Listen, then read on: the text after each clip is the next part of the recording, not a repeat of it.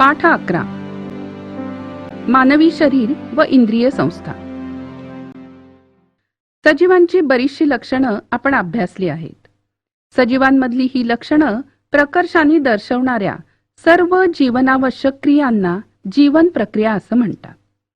आणि या जीवन प्रक्रिया सुरळीतपणे पार पाडण्यासाठी अनेक इंद्रिय समूहांनी काम करत असतात.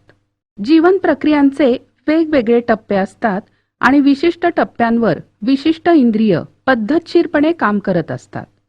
ठराविक काम एकत्रितपणे करणाऱ्या इंद्रियांच्या समूहाला इंद्रिय संस्था म्हणतात, जसं पचन संस्था, श्वसन संस्था.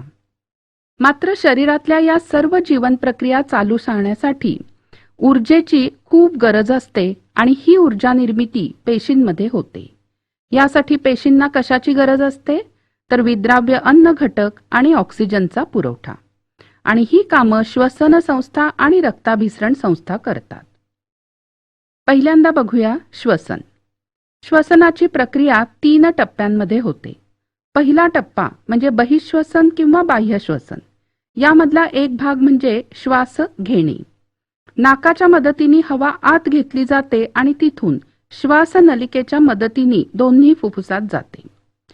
दुसरा भाग म्हणजे उच्छ्वास किंवा श्वास सोडणे. फुफ्फुसात घेतलेल्या हवेतील ऑक्सिजन रक्तात जातो. रक्त शरीरातील कार्बन डायऑक्साईड फुफ्फुसांकडे पोहोचवतं आणि ती हवा उच्छ्वासावाटे बाहेर टाकली जाते. फुफ्फुसावाटे होणाऱ्या या 2 क्रियांना एकत्रितपणे बहिःश्वसन म्हणतात. दुसरा टप्पा म्हणजे अंतःश्वसन. शरीरातल्या सर्व पेशी आणि रक्त यांच्या दरम्यान होणारी वायूंची देवाणघेवाण. रक्तातून पेशींमध्ये ऑक्सिजन जातो, तर पेशींमधून रक्तामध्ये कार्बन डायऑक्साईड येतो. तिसरा टप्पा म्हणजे पेशी श्वसन. ऑक्सिजनमुळे पेशींमध्ये असणाऱ्या ग्लुकोज सारख्या विद्राव्य घटकांचं मंदज्वलन होतं आणि एटीपीच्या स्वरूपात ऊर्जा मोकळी होते. त्याचबरोबर कार्बन डायऑक्साईड आणि जलबाष्प हे निरुपयोगी पदार्थ तयार होतात. या क्रियेला म्हणायचं पेशी श्वसन. आणि सारांश रूपाने समीकरणाच्या मदतीने पेशी श्वसन आपल्याला असं मांडता येतं: C6H12O6 अधिक 6O2 यापासून मिळेल 6CO2 अधिक 6H2O अधिक ऊर्जा, जी साधारण 38 ATP असते. आता बघूया श्वसन संस्थेची रचना आणि कार्य. पहिला भाग म्हणजे नाक. श्वसन क्रियेची आणि श्वसन संस्थेची सुद्धा सुरुवात नाकापासून होते. नाकातल्या केसांच्या आणि चिकट पदार्थांच्या मदतीने हवा गाळून आत घेतली जाते. 2 म्हणजे घसा. घशापासून अन्ननलिका आणि श्वासनलिका सुरू होतात. यामध्ये श्वासनलिका ही अन्ननलिकेच्या पुढे असते. श्वासनलिकेच्या वरच्या बाजूला एक झाकण असतं.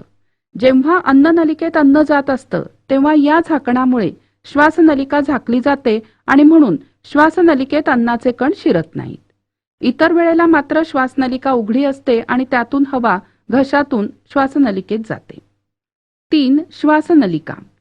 श्वासनलिकेचा सुरुवातीचा भाग हा स्वर यंत्रामुळे फुगलेला असतो आणि छातीमध्ये श्वासनलिकेला 2 फाटे फुटतात.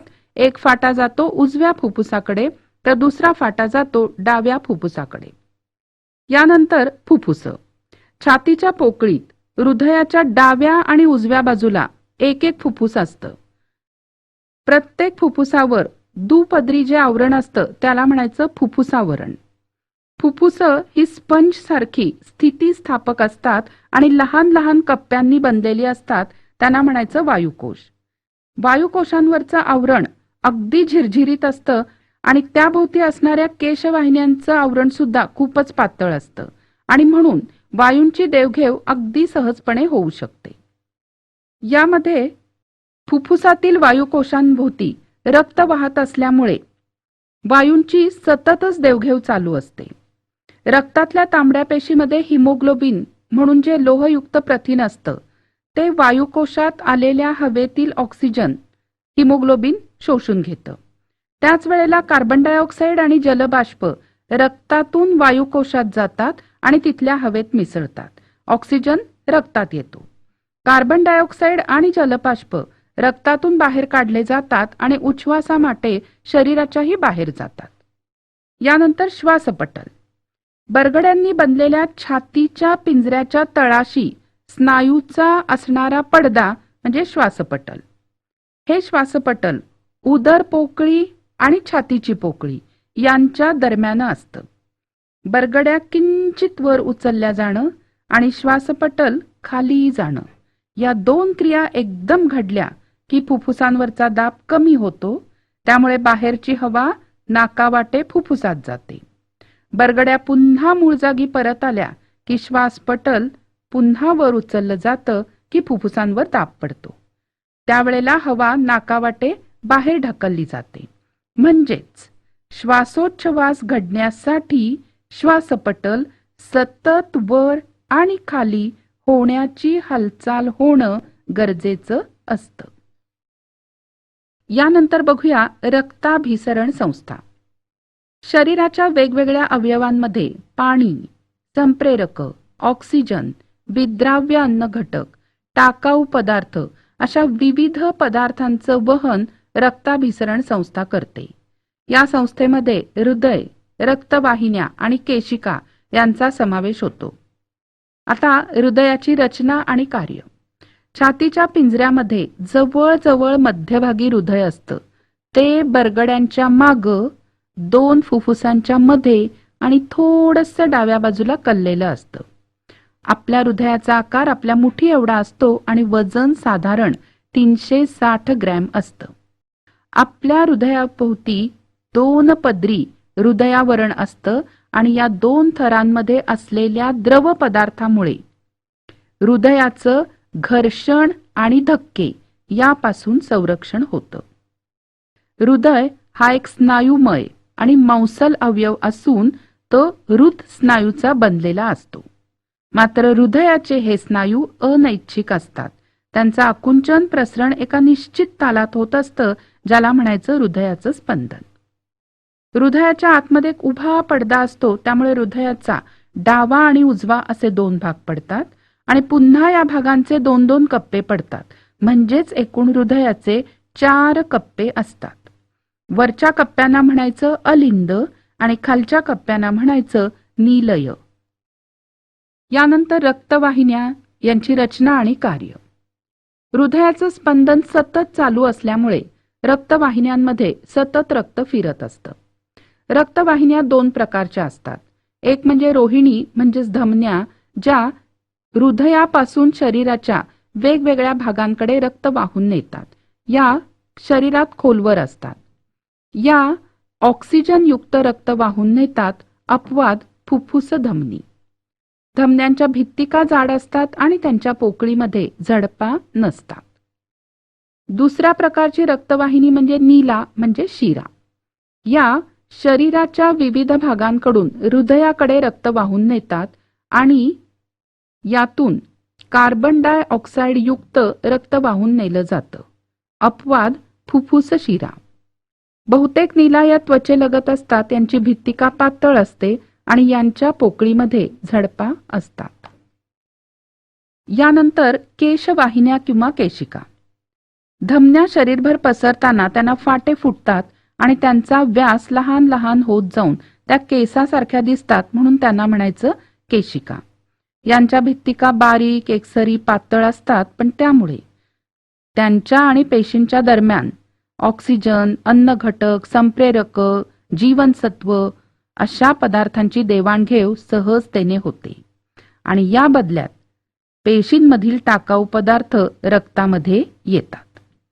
केशिका एकमेकींना जोडल्या जाऊन जास्त व्यासाच्या वाहिन्या तयार होतात, त्यांनाच आपण शिरा असं म्हणतो.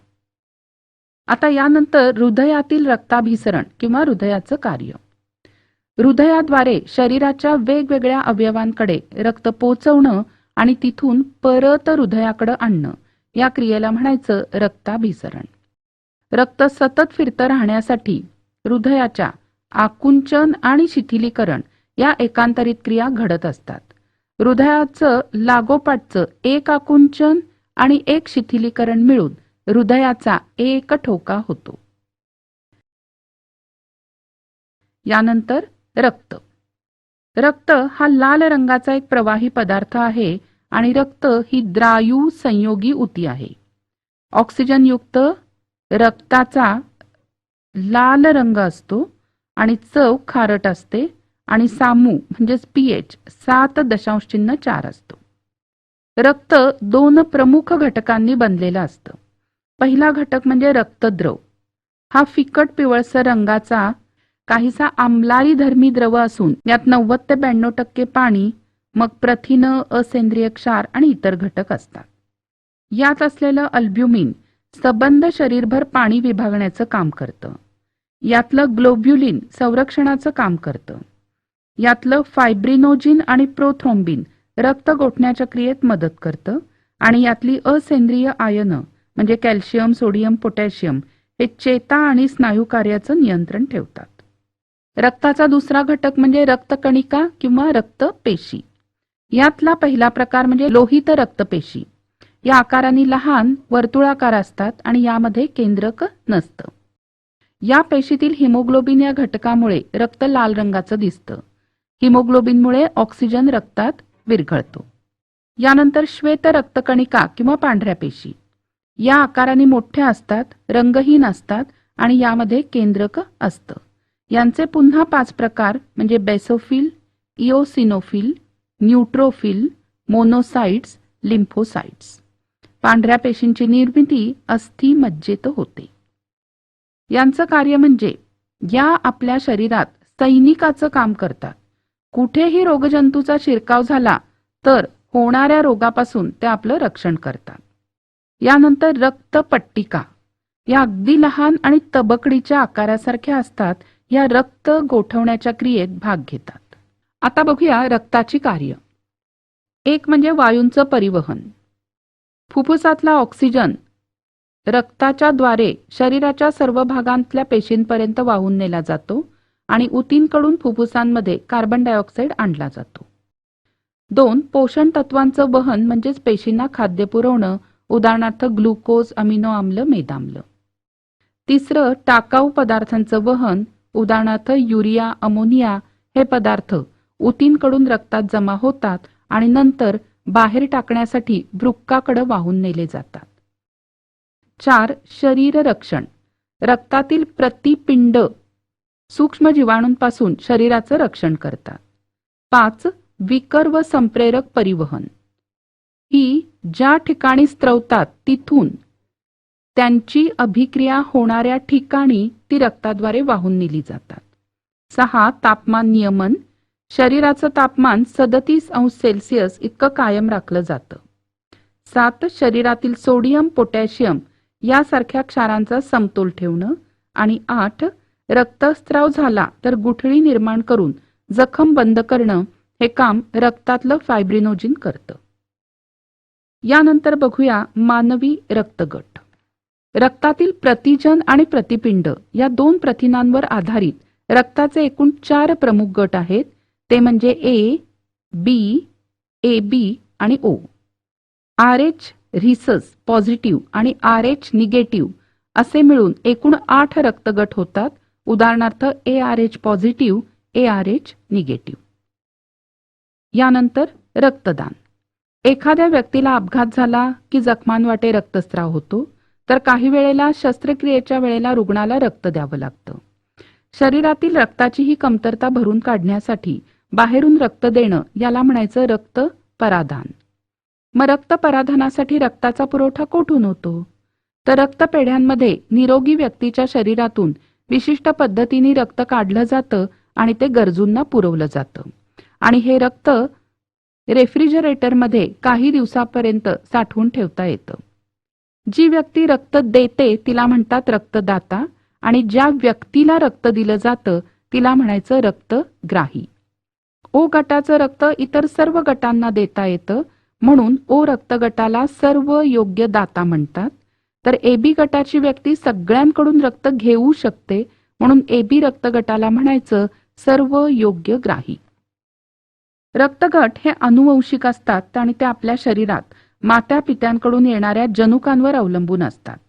रक्तदान करताना रक्तगट जुळला तरच ते रक्त रुग्णाला दिलं जातं आणि न जुळणारं रक्त दिलं तर रुग्ण दगावण्याचा संभव असतो. यानंतर रक्तदाब. हृदयाच्या आकुंचन प्रसरणामुळे धमन्यांमधलं रक्त सारखं प्रवाहित ठेवलं जातं. आकुंचनांमुळे धमन्यांच्या भिंतीवर रक्ताचा दाब पडतो, त्याला म्हणायचं रक्तदाब. आणि शरीराच्या सर्व भागात रक्त पोचण्यासाठी योग्य रक्तदाब आवश्यक असतो. हृदयाच्या आकुंचनाच्या वेळेला जो दाब असतो त्याला म्हणतात सिस्टॉलिक दाब, आणि प्रसरणाच्या वेळेला जो दाब नोंदला जातो त्याला म्हणायचं डायस्टॉलिक दाब. निरोगी माणसाचा रक्तदाब सुमारे 120 ते 80 मिलीमीटर ते 139 ते 89 मिलीमीटर पाऱ्याच्या स्तंभा एवढा असतो, आणि तो मोजण्यासाठी स्पिग्मोमॅनोमीटर नावाचं यंत्र वापरतात. यापेक्षा जास्त रक्तदाब असेल तर त्याला उच्च रक्तदाब असं म्हणतात. आणि उच्च रक्तदाब असलेल्या व्यक्तींच्या धमन्यांमध्ये अनावश्यक तणाव निर्माण होतो. हे टाळण्यासाठी आपण योग्य अशी जीवनशैली अंगीकारली पाहिजे.